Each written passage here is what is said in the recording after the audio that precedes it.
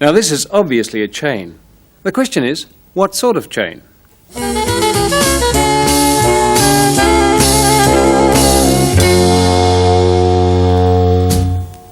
What sort of chain? It's a surveyor's chain.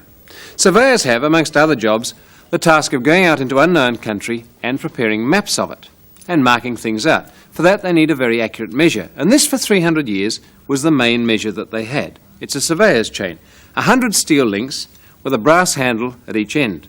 And so they didn't get lost, every 10 links had a particular shaped brass tablet. It was very easy to see which particular link you were looking at.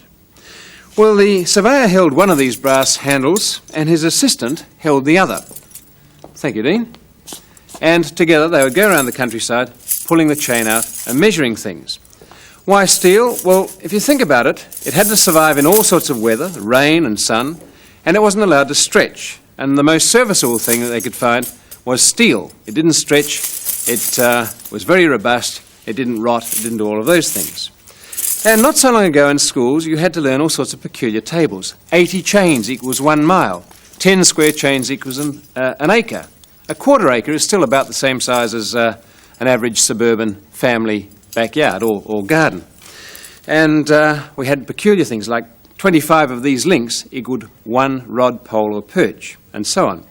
Well, those tables have largely been superseded. They've been passed over, as have those forms of measurement.